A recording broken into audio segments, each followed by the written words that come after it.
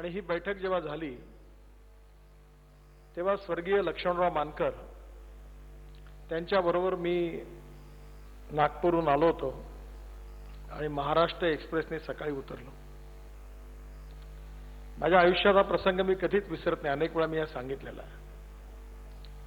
मानकरांबरोबर काही प्रचार साहित्य होतं. त्यामुळे मानकरांच्या बरोबर ते सगळं साहित्य खांद्यावर ठेवून 2 बॅग हातात घेऊन आणि त्यावेळी मी आणि मानकर चालत चालत पुणे स्टेशनच्या बाजूला पहिल्या प्लॅटफॉर्मवरून दरवाजाकडे येत असताना माझ्या मागून मला मोठा आवाज आला. आवाज कोणाचा म्हणून मागे वळून पाहिलं तर बरेच पोलीस होते. त्यावेळी महाराष्ट्राचे गृहराज्यमंत्री डॉक्टर श्रीकांत जिचकार हे त्याच गाडीने उतरले होते आणि ते मला मागे बघून त्यांनी आवाज दिला होता.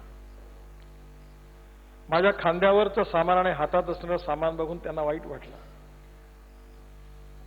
त्यावेळी नागपूर विद्यापीठामध्ये विद्यार्थी नेता म्हणून ते आणि मी आम्ही विरोधी जरी असलो तरी आमच्या दोघांची व्यक्तिगत संबंध खूप उत्तम होते. त्यांनी ताबडतोब आपल्या बरोबर असणाऱ्या सरकारी कर्मचाऱ्यांना सांगितलं की यांचं सामान तुम्ही पकडा. तर मी सांगितलं डॉक्टर साहेब काही चिंता करू नका, हे सामान पक्षाचं आहे. आणि मला त्यांनी जवळून म्हटलं नितीन मी खूप वेळा तुला सांगितलं पण तू माझं ऐकत नाही. म्हटलं डॉक्टर साहेब काय झालं?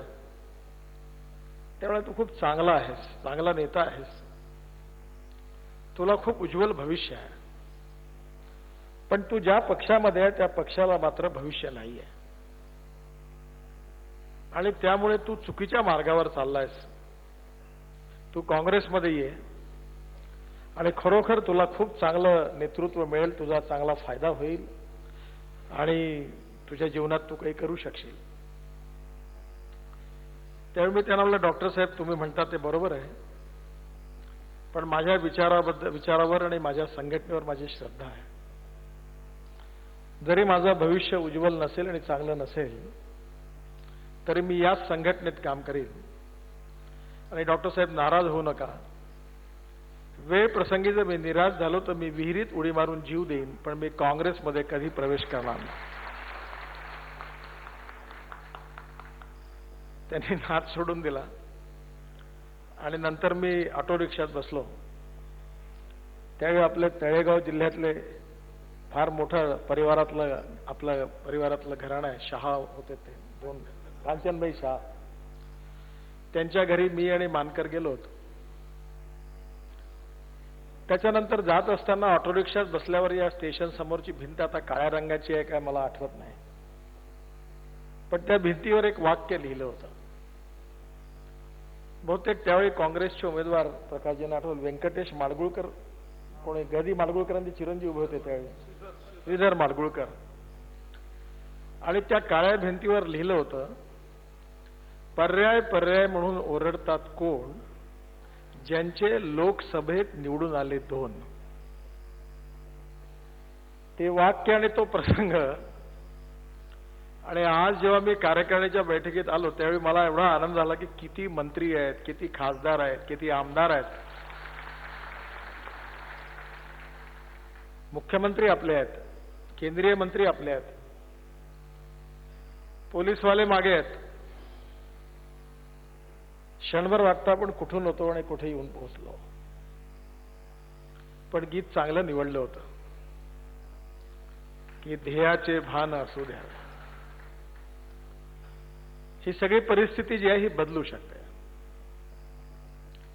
मुख्यमंत्री माजी मुख्यमंत्री होऊ शकतो, केंद्रीय मंत्री माजी केंद्रीय मंत्री होऊ शकतो, खासदार माजी खासदार होऊ शकतो, आमदार माजी आमदार बनू शकतो, पण कार्यकर्ता कधी माजी कार्यकर्ता बनू शकत नाही. तो आयुष्यभर कार्यकर्ता. म्हणून आपल्या पक्षाची सगळ्यात मोठी ताकद कोणती असेल तर कार्यकर्ता आहे. ध्येयवादी कार्यकर्ता ही आपल्या पक्षाची सगळ्यात मोठी ताकद आणि शक्ती आहे. आणि या कार्यकर्त्यांनी अनेक संकट भोगलेली आहेत. ज्यावेळी सत्ता आपल्यापासून अनेक मैल दूर होती त्यावेळी उपहास होता, अपमान होता, सन्मान नव्हती, प्रतिष्ठा नव्हती, सत्ता नव्हती. विनोदाचा विषय आपली पार्टी आणि आपले कार्यकर्ते आणि नेते होते.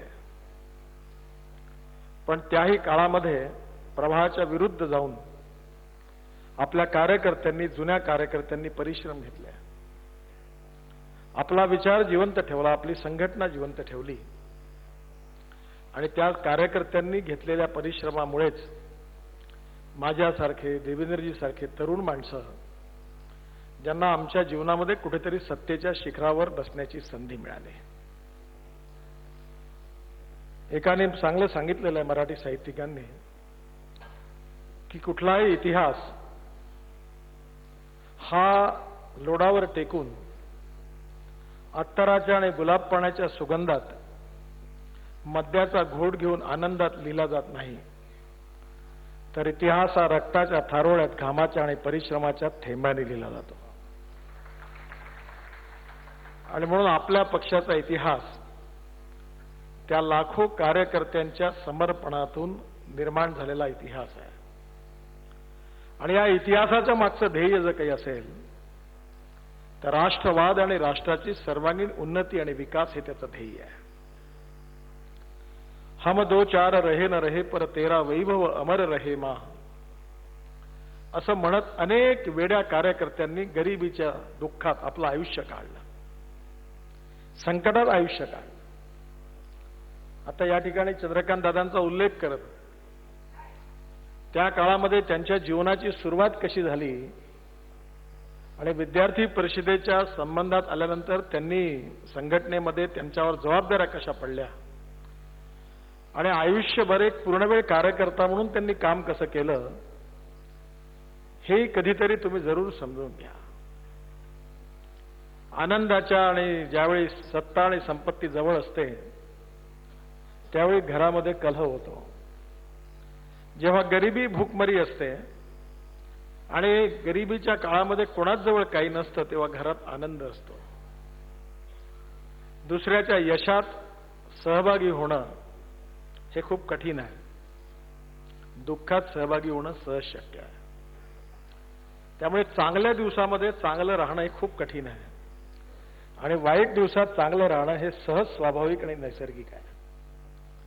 आणि म्हणून त्याही परिस्थितीमध्ये आमच्यापैकी काही कार्यकर्त्यांना वसंतराव भागवत पाहायला मिळाले, आमच्यापैकी काही कार्यकर्त्यांना उत्तमराव पाटील पाहायला मिळाले, काही कार्यकर्त्यांना प्रमोद महाजनांबरोबर, गोपीनाथ मुंडेंबरोबर काम करण्याची संधी मिळाली.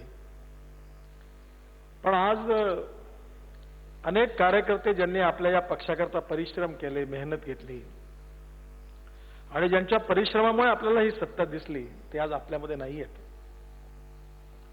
आणि म्हणून स्वाभाविकपणे आपल्यावर जबाबदारी आहे की ज्या कार्यकर्त्यांनी आपल्या जीवनामध्ये ते स्वप्न बघितलेलं आहे, जो विचार बघितला आहे, जो ध्येय समोर बाळगलं होतं, ते आपण किती प्रमाणामध्ये पूर्ण करू शकलो आणि ते पूर्ण करण्यामध्ये आपल्याला अजून किती पुढे जायचं आहे. एका इंग्लिश साहित्यिकाने म्हटलं की एक spark neglected burn the house. ठिणगी जर वेळीच विझवली नाही तर घर देखील जाळल्याशिवाय राहत नाही.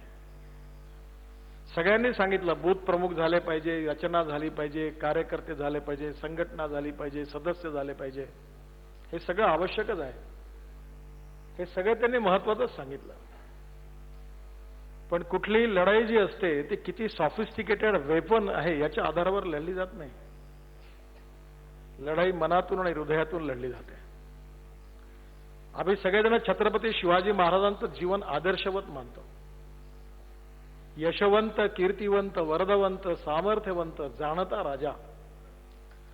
म्हणजे कुठल्याही मंत्र्यांनी, मुख्यमंत्र्यांनी जर कधी छत्रपती शिवाजी महाराजांचं चरित्र वाचलं तर छत्रपती शिवाजी महाराजांचा इतका मोठा आदर्श आमच्या जीवनात कोणीच नाही. आदर्श पिता, आदर्श राजा, सगळ्या बाबतीतच ते आदर्श होते.